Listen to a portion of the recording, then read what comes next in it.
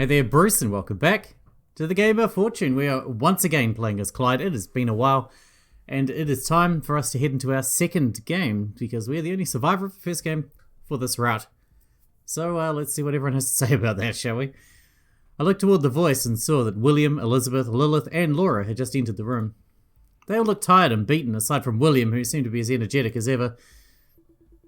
Pass me a cup, I'm feeling high on life right now. Are you even old enough to drink? Of course I am, I'm 21 years old.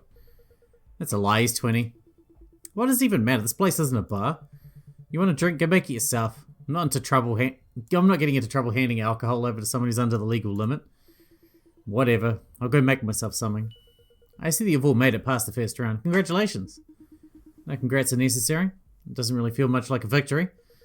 Take small victories when you can. If you end up sullen and drowning in sorrow, you'll be frozen in place. Though I do have to admit that I'm a little disappointed that Philip wasn't able to make it to the next round. Don't be. He made his choice and he was content with it. I doubt it. He was always the stubborn kind that always wanted to do things his own way. Did something happen to Philip? And where's Zeph, Kishi, and Devon? My father was executed upon failing to finish the game that we were in. Executed? It didn't look painful, at least. Just got blasted through the head. It doesn't sound painless at all. Well, he's dead now, so he doesn't appear to be any pain. What about you, Clyde? Everyone that was in your group is dead aside from you? Gee, I didn't notice. I didn't ask for lip. I said ask for an answer. What, it wasn't obvious enough? They're all dead. My stupid game had me play against Devon, Zeph, and Kishi, and we had to take turns inflicting pain on one another. I had to kill them to win, and they had to kill me to win, and you see the results. So you're happy? You had to kill them? I see. Sorry you had to go through that. It's regrettable, but people are going to pass on one way or another. Best to accept that fact now that you've lived it. I'm trying. I didn't come here today exactly preparing to kill my best friend. So sorry you had to go through that. Is there anything we can do to make you feel better? I'm managing. I already had my cry, but thanks for the offer nonetheless. Okay, if you change your mind, I'll be around. I'm always happy to lend a helping hand when I can. Thanks. I'll keep it in mind. Care for a drink, ladies? Since we've all gone through some troubling times. We should relax while we can. On a normal day, I'd probably take you up on the offer. But after what we just went through, I'd rather keep my mind as clear as possible. I'll have to pass as well. I'll take a drink, especially since you've gone through the trouble of making it. Why is the old hag the only one who said yes? What was that? Nothing. Here. To winning the first round. Wait, are we toasting? I'm just finished making my drink. Cheers. And what has he got? Fucking thrifty. So what did you four go through exactly? Val had us searching through the dark for keys. And when I say the dark, I mean that. The room was pitch black. The only light source that we had was some candles that slowly dimmed in intensity over time. Val said that there were dangerous traps around too, but I guess we didn't trigger any of them. The worst thing that happened was a bucket of milk fell on my head.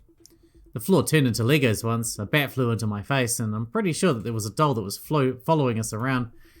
It was annoying stuff like that, but otherwise I thought it was pretty fun.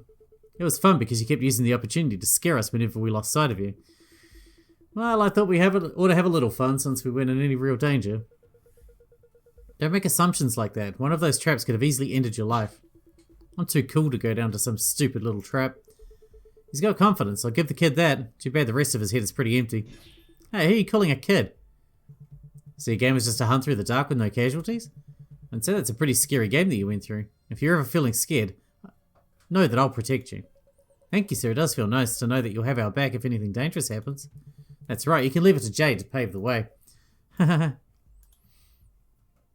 We enjoyed our brief respite for a few minutes. It was bizarre how quickly the mood lifted considering the number of dead that we had. But maybe that was just because none of them had lost anyone personal yet. I didn't know if anyone or any one of them had any strong connections to Zeph or Kishi. Richard himself seemed solemn, but nevertheless was coping, as far as I could tell. All I kept thinking about was the information that I'd been given. Whether or not the dead could truly return to the land of the living, if this game had special properties that let death be a momentary state rather than a permanent end of life, then there was likely some hope of getting Devon back, right? As I ruminated on the thoughts, the fourth and last door opened with a familiar cheery voice blasting into the room. Heyo, we're back everybody. Hope you didn't miss me too much. Maria strode in with a pep in her step while Teresa, Everett and Alphonse walked in right behind her. They all seemed so tense, or maybe they were always like that. Sounds like you guys are having a party. That's mean. You didn't even send me an invitation. Don't you worry, Maria. We've got a drink with your name on it and a seat right here for you. Yeah, we're having a great time. Looks like everyone on your side did perfectly well.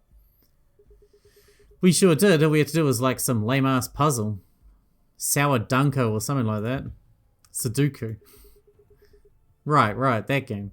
Sudoku. Honestly, it was such a bore. All we had to do was play Sudoku? No weird strings attached? We had to take turns making moves, which sometimes led to us arguing about what was the right thing to do or not. But otherwise, it was fairly normal, I'd say. Sounds kind of dull, to be honest. Oh, you weren't there. The arguments were very entertaining. I'm near certain that Maria can't count to 9. You make one little mistake and no one lets you live it down. Well, in Sudoku, one mistake really makes the whole thing ruined if you're not careful. But I forgive you. It's not like we spent that much time in there. Maria pouted and then grabbed one of the spare drinks that was left out on the table. I see that we're missing around 4 people. Yep. That's probably why we didn't get anything deadly. Maria's eyes shot toward me. She must have noticed that the others in my group weren't here. Well, that's how these things go. The next round isn't going to be any easier. And that way, I guess it's good that we got something simple like Sudoku. I'd agree. Alphonse walked away from the group, seemingly relaxing in the kitchen while Teresa and Everett joined in the conversation. They didn't really get much time to enjoy themselves before Belle appeared out of nowhere and happily poured herself a drink.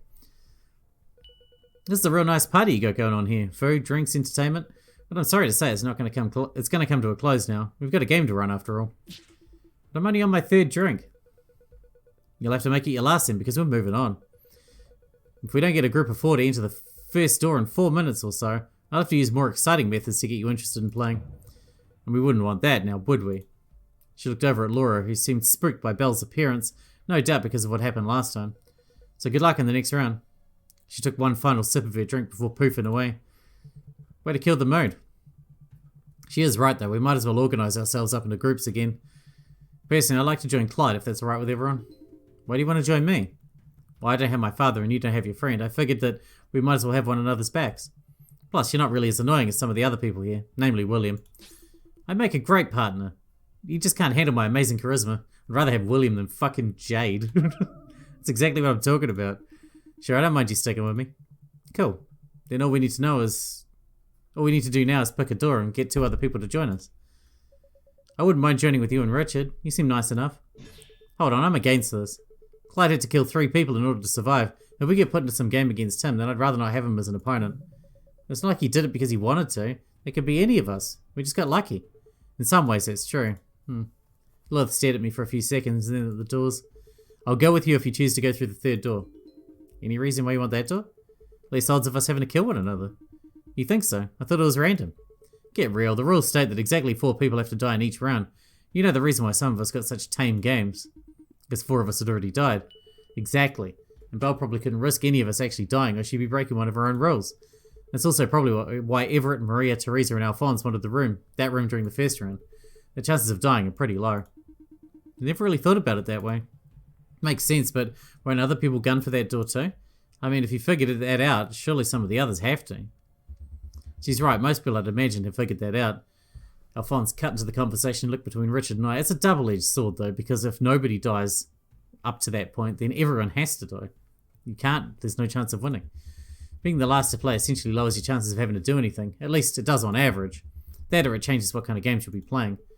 Right, that's what I just said. Don't worry, I'm not trying to steal your spotlight. I just want to ask you these 2 a question. You want something from us? Yeah, I want you to partner up with me and Maria in the 2nd door. I don't try and steal my partners.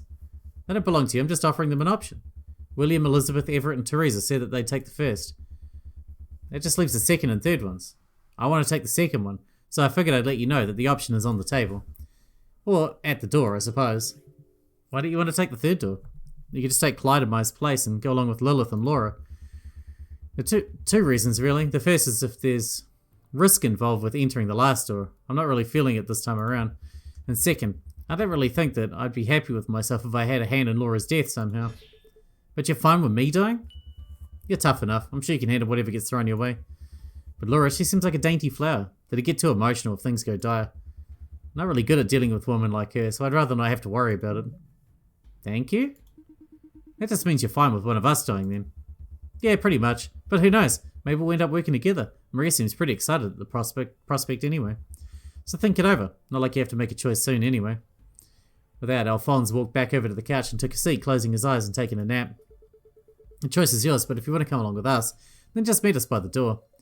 I hope that whatever you choose, you don't feel like you're pressured into doing anything, okay? The two walk off and waited by the third door. Wow, to think we'd be so popular. Maybe it's more that you're popular. I'd hardly call this popularity. They're just trying to do what they think is best for themselves.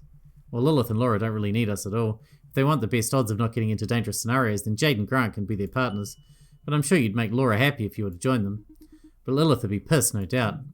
I don't really know. When I look into Lilith's eyes, I get the feeling that she's not really in this for herself. She's just doing whatever she can for her sister. Going by that logic, you're probably one of the biggest threats to her, since you've shown enough skill to be able to win when the odds are stacked against you. Gee, that sure makes me feel great. But it's odd.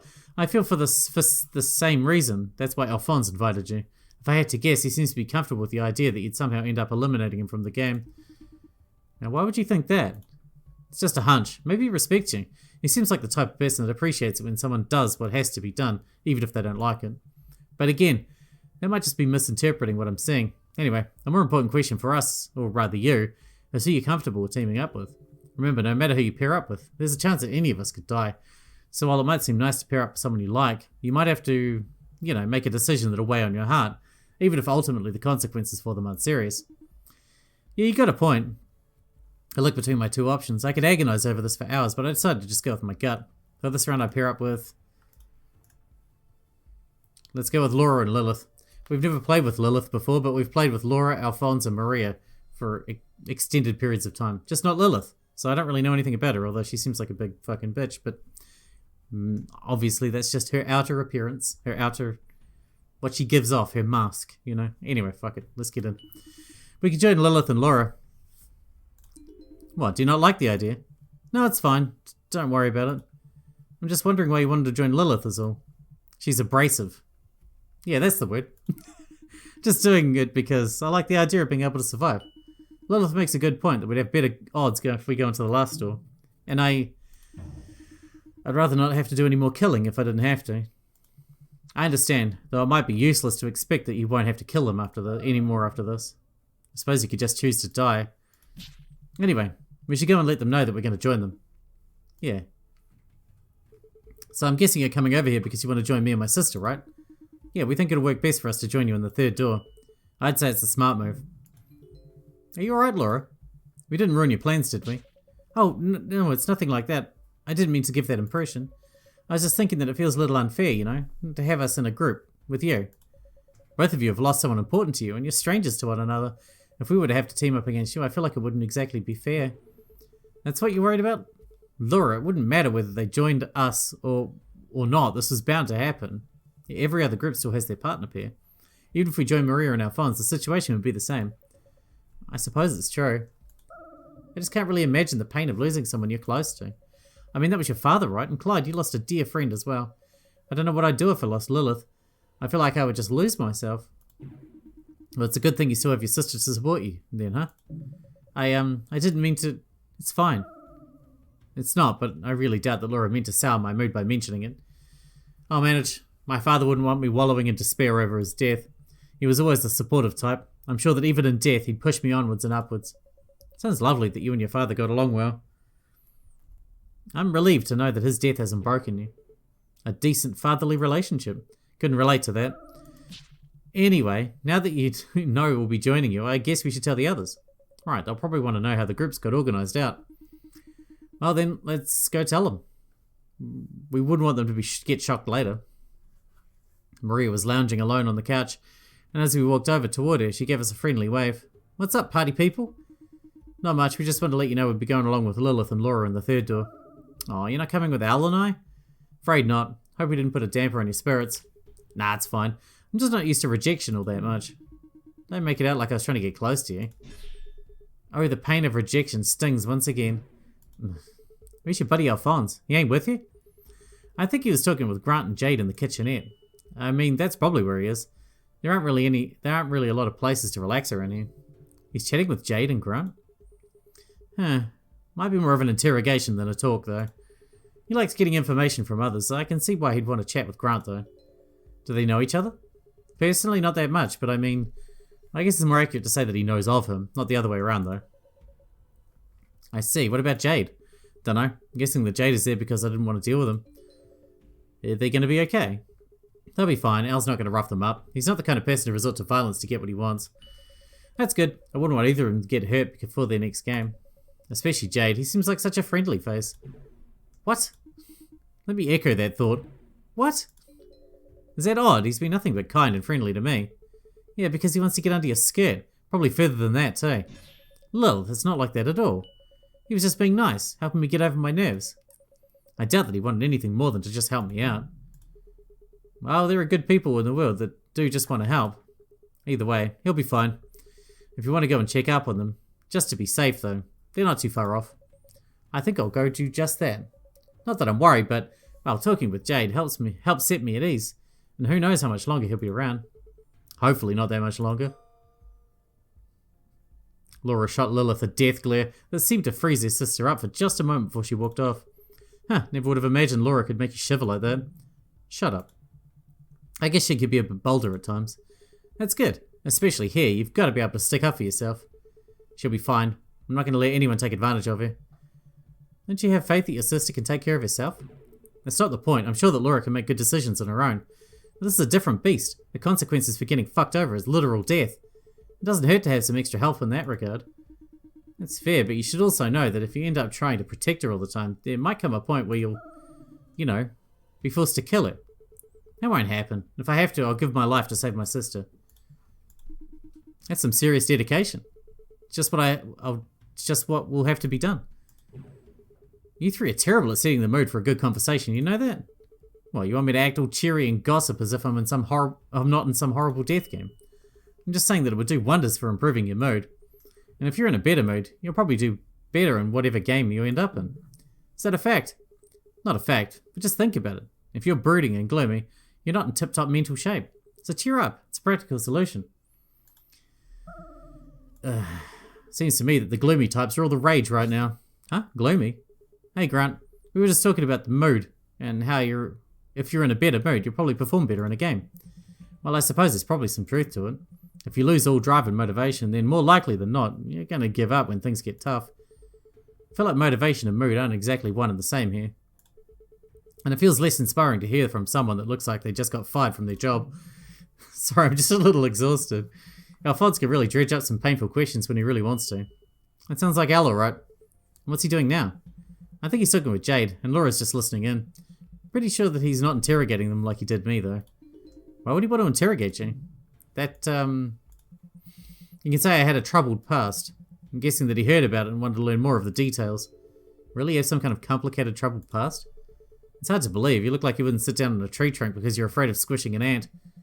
Yeah, I mean, it's not really worth bringing up. Clearly not if Alphonse thought otherwise. No, we are not going down this lane of conversation. Why not? It sounds interesting. No, it's going to be a pain in the ass. Let's talk about something way more fun. Let's talk about hobbies. What do you do in your off hours? We're playing a death game and you want to talk about hobbies? Oh, I get it, Lilith. You're just embarrassed to go first because your hobby's probably a little weird. Watch your mouth. I didn't say anything like that. My hobbies aren't weird at all. Well, I can't know that until you tell me. Lilith glared at Maria, but let out a soft sigh before adjusting her hat, as if it was a way for her to compose herself. Well, I like to sing. Sing? Yes, sing. I like to go out and sing karaoke or at certain clubs. And I'm damn good at it too. Huh, never would have expected that. Why, you think just because I got a harsh tone I don't have a good voice for it? That might actually just be the case. Why don't you perform for us then? No. Don't be nervous, I'm sure you're a great singer. I'm not shy and I know I'm a great singer, I don't need you to tell me that. I just don't feel like it right now, okay? You asked me what my hobbies were and I told you one of them. Yeah, but the idea is sort of to talk about them in detail, you know? Otherwise it's just like you're listing off a set of skills. Well, then you show us how it's done. What do you do? Fucking CrossFit or some shit? I tried CrossFit for a while, but it's hard to sell to a lot of clients. Though I do kind of do like fun physical exercise and training, you know? I always wanted to be like on those TV shows where you race through those intense obstacle courses. So sometimes I do a bit of crafting to make my own little trial to go through at home. You know how to craft and build things? Nothing crazy really, but I'm pretty handy with power tools. Plus, once you get into it, you can make some really fun stuff. You sound like one of those people who get obsessed with making chairs and benches just because they can. Hey, there's nothing wrong with a well-made chair or a bench. Not that I use those kinds of things in my training.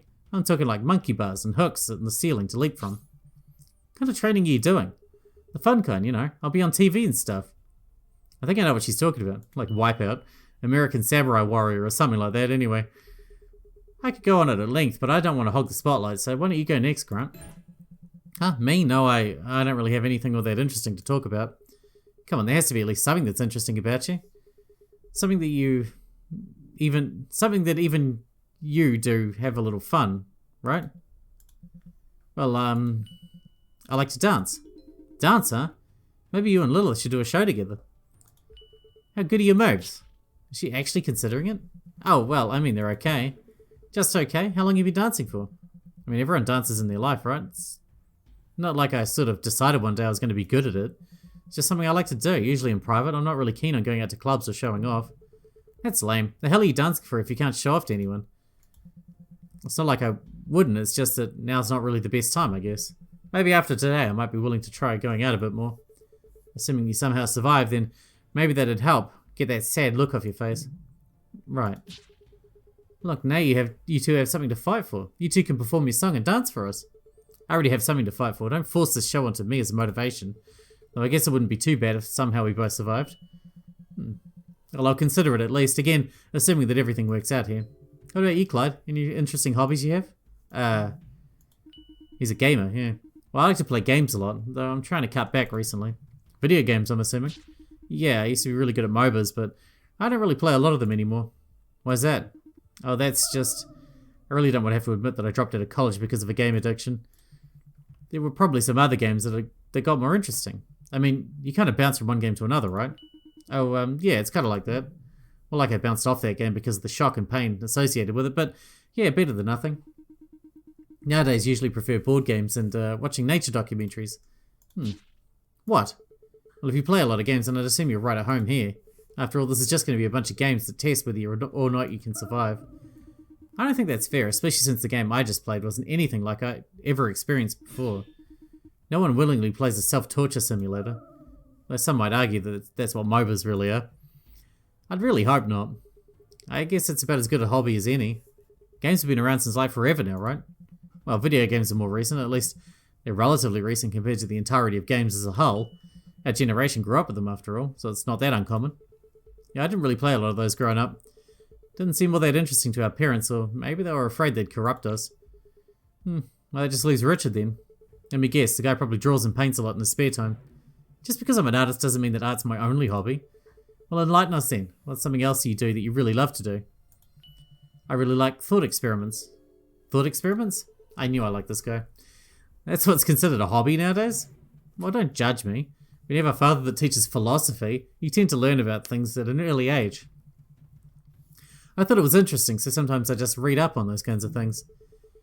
You thought that thought experiments were interesting to the point of making it a hobby to keep up on them. Ease up on the guy, we all got things we like.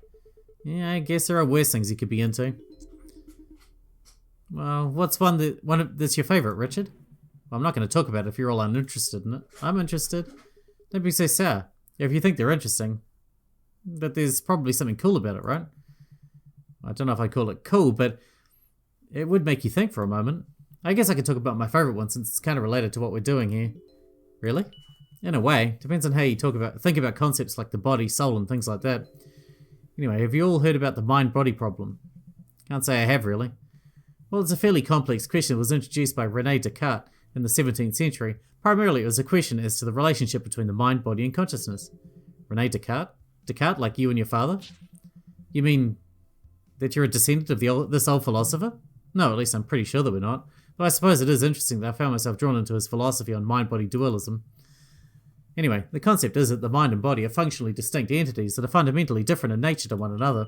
Descartes suggested that the body is an extending substance, a thing that isn't capable of feeling or thought. The mind, however, is capable of thinking and feeling. It is a non-extending thing. He also argued that the body is something that, by its very nature, is divisible while the mind is not. Through these ideas, he states that the body and mind are wholly distinct and different, and that they can exist without one another. There's a lot more that goes into this, but that's the basic argument that he proposes. Huh, well in a way I suppose that makes sense. I guess our bodies don't really feel or think. It's just our brains that does that, right? Well, Descartes would argue that your brain is part of the body and thus isn't what's actually doing the thinking or feeling. Wait, the brain is totally the mind though. It's like where all the thinking and stuff happens. You're forgetting the point that he makes where the whole body is divisible and the mind is not. You could chop up and organize the body into different parts. You could do the same for the brain. But could you really try and separate the entirety of your mind? I mean, I probably could. Could you? Well, why not give it a try now? Huh? Separate yourself mentally, your mind. Can you divide and split your thoughts into subcategories? Can you start thinking two different thoughts at the same time? Can you effectively cease being one thought, but 2, 4, 8, somehow have multiple lines of thought entirely distinct and separate from one another? That's, well, when you ask something like that, it doesn't really come that easily. I can only think of myself as myself. I simply think. No one thinks for me. There's no split, there's just me. I guess I can't really divide my thoughts, or mind really. Even if I wanted to, it's more like jumping from one thought to another. I can't exactly split my head in two and have two thoughts running around at once. Precisely. Well, you can split up your body based on organ type, size, colour, or anything else. You can't really do that with your mind. Hold on, can't you though? I mean, our mind has separate functions though. Parts of it are responsible for sensing stimuli, some parts of it manage emotions, other parts logic and problem solving. Couldn't you split the mind up that way? Perhaps I should clarify, Descartes doesn't mean to say that you can't organise processes that the mind does, but you can't split the mind itself. You can cut a body in half, and you can say that you have two bodies, for example, or you can chop your brain in half and have two brains, so to speak, but you can't chop a mind in half and have two minds, or two selves suddenly existing, now can you? Oh, I see what you mean now. I can't really imagine how that would work. What a load of horse shit. This kind of thing fascinates you? Well, I wouldn't call it horse shit, but yeah, I think it's a pretty neat idea. The concept that the physical body, brain included, is a separate entity from the conscious mind is fascinating, don't you think? Of course, for Descartes, the mind was a substitute for soul, and he had his own religious reasonings for wanting to make this theory plausible. One being that since the mind and body are separate entities, they can exist separately from one another. That you can have a body without a mind, and similarly a mind without a body. It's really trippy, isn't it? I mean, it's not really that complicated at all. What do you think happens to people when they die? You got a body with no mind in it. Not really that hard to believe. Well, I guess it's not that hard to imagine a body without a mind, but how can you have a mind without a body? Well, that's the soul, isn't it? That's the trippy part. Like, can you imagine just being a mind out there? Free-flowing, no body, just a bundle of thoughts and feelings? Maybe it's like the sensation of being one with the universe. Well, Descartes argued that the mind is immortal, or rather the soul. He was presuming that the mind and soul were essentially the same thing anyway. Anyway, he argued that the destruction of the body does not mean the destruction of the soul, much in the same way that being brain dead or comatose does not mean your body is dead.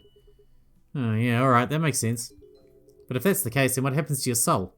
Or mind, then? Or more importantly, where does the mind come from? Does it just pop into bodies from some weird place? Or are souls like born with the body and then exist after the body dies? Those are good questions. I think Descartes likely believed that humans were born with a soul, and like the body and mind were together, even if they were separate. And when the body perished, well, the soul could go on to the afterlife. So holds the theory, anyway. I see. Well, that makes sense, even though it's hard to prove. I'm still in awe that you're all believing all this. Sounds to me like you're still a bit skeptical, Lilith. Is he challenging her to argue with him?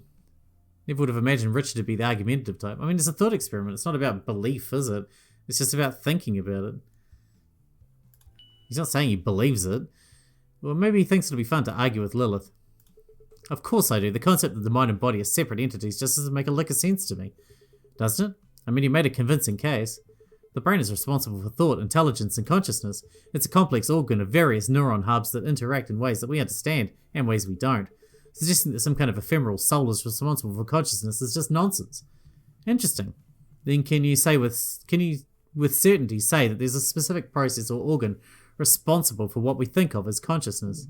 That Lilith paused before rubbing her nose and turning away for half a second. We don't even know what consciousness is. So how can you answer that? There's no specific part of the brain or process that's responsible for consciousness. Though there is some evidence to suggest that it might be an emergent property of the brain itself. That is to say, the body of the brain is what creates a sensation of consciousness, and therefore the brain itself is consciousness. That the wild map of neurons responsible for all the little parts eventually build into the amazing consciousness that we can feel now. You take away the brain, and the body creates that emergent result that you're left with, no mind to speak of. How do you have consciousness if there's nothing that can create the emergent property of it? This emergent mind can't exist without a body, and thus the mind and body must be the same, or at least they're not distinct enough from one another to the point where the mind can exist without a body. An interesting proposal. This, of course, assumes that consciousness is indeed an emergent property of all the neurons in the brain interacting with one another. However, I would argue that the mind is what triggers this emergent reaction without the brain. The mind, the soul, it's what makes the neurons communicate the way they do. In just the right special way that leads to the higher function of consciousness. Actually, that would just be the neurotransmitters, special chemicals that nerve cells use to talk to one another. And they just know the right combination of chemicals to be able to talk in just the right way. It's quite the miracle. That's called evolution, a process which took billions of years and lots of trial and error to make the beautiful mistakes that is us humans. These two, they're really going at it, huh? I'm kind of impressed, honestly. Yeah, I want to see how this ends. Again, Lilith glared at Richard, but while there was still some anger mixed in her glare, there was something else. Perhaps some competitive spirit, as though she too was enjoying this debate, or maybe she was just enjoying the idea of possibly crushing this annoying concept. Well, how about I point out a few other notable problems that I have with your little dualism idea? Be my guest, though, I do feel I have to clarify that there have been many philosophers, scientists, and reputable people who have thought about this at great length. Yeah, I don't fucking care. Grant, raise your hand. Huh? Despite the fumbling, Grant did raise his hand up somewhat. Like this? Yeah, great work there, bucko. So, Richard, you just saw Grant raise a hand, right? Yep, pretty fast, too.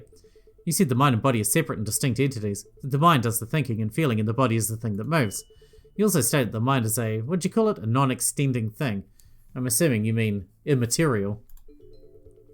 How then does the mind and body interact? What medium does the mind use to communicate to the body, to move an arm, just as Grant did? After all, the body doesn't think in your argument, the mind does. Grant thought about moving his arm and turned his command. In turn, he commanded his body to move. If they're so distinct, if the mind has some immaterial thing that can exist on its own and does the thinking and makes the willing command to move, then how does the body receive such a command? That is... Oh, yeah, I guess that makes you wonder, right? Like, at least the brain commanding the body to move makes sense. It's there and connected to, like, the body through the spine and nerves and stuff. Exactly. There are modes and mediums for which the brain can command the body. But I can't imagine how the mind or soul, as Richard has put it, can connect the brain and in turn give commands. Second point, Lilith walked over to Maria and pinched her cheek. Ow, hey, what gives? You felt that, right? Of course I felt it, you just pinched my cheek.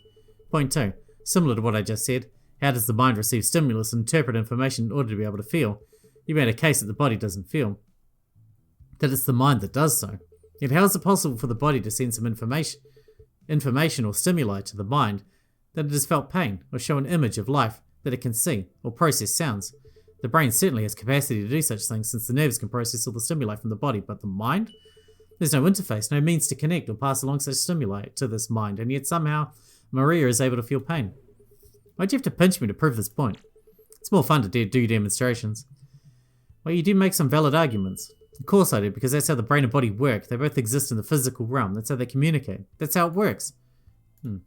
Richard pauses for a moment, rubbing his chin as if trying to think of a proper response before a wide grin grew on his face once more. But I think that the means of which the mind and body, that is, the brain and the soul, or mind, communicate is metaphysical. Metaphysical? Oh, of course. How could I have forgotten about the metaphysical realm of communication? It sounds strange, doesn't it? But I personally believe that the soul acts as a sort of kickstarter for the mind. A Kickstarter, huh? Right, the brain has the capacity for consciousness, the complex structure and form to be able to hold and perceive consciousness. But that alone isn't enough. It's like having a computer that's capable of running complex calculations, running software, that kind of thing. But it's inert on its own, it can't do anything without instruction. But I think the human brain works the same way. It's inert until a soul enters into it, and it's the kickstart that gives rise to consciousness, thinking, and thought. The soul creates a metaphysical connection, a means for it to interpret what the brain feels, and also command the brain to, in turn, command the body. And thus, the soul does the thinking and has access to stimuli that is able to send orders through the brain to the rest of the body. How fucking convenient there's a metaphysical link that we can't interpret and that we can't see and we can't observe that ties all this up nicely. So all the sensations in the brain are just the soul deciding to toy around and command it. How do you explain neurological disorders, memories, things that we attribute to brain damage? Does the soul also suffer the same way the brain does? Does it remember and recall the same way the brain does? Is the connection between the brain and soul so strong that they can contaminate one another? That, uh... It seemed that finally Richard was backing down. It's not exactly a foolproof theory. There are more or less just some things that I've thought about over time. I would think that perhaps the brain does influence the soul, just as the soul influences the brain. Maybe the soul can be damaged or altered based on the conditions of the brain, or maybe the soul copies some properties of the brain that it's influencing. Now that sounds interesting, doesn't it? That an immaterial thing like a soul could also be changed by the physical world. Perhaps the opposite is also true. Maybe the physical body can be adjusted and changed depending on the condition of the soul. And now you're getting into nonsense that I don't want to deal with. Is it really nonsense? Consider where we are, Lilith. We're in the realm of a god that can supposedly grant wishes. I feel like you should be a bit more accepting of some stranger possibilities here. I'll believe it when I see it. I guess that's fair. I just figured you'd be happy at the concept of an immortal, everlasting soul that can survive without a body. Might help put your mind at ease. You saying you think I'm gonna die? Well, more so that you'll persist after you die, whether here or elsewhere. Richard, what do you think would happen to a soul that enters a copy of a body? A copy? Just theoretical. Let's say you died, but some amazing scientist managed to build you back up atom by atom into an exact copy of what you were. Of course, you're still dead, but you have an exact copy of your body, brain and all. Do you think your soul would find its way back into this copied body? It would kickstart the brain back in action, just using your own words. And now you're into this too. I'm just curious as to what Richard thinks.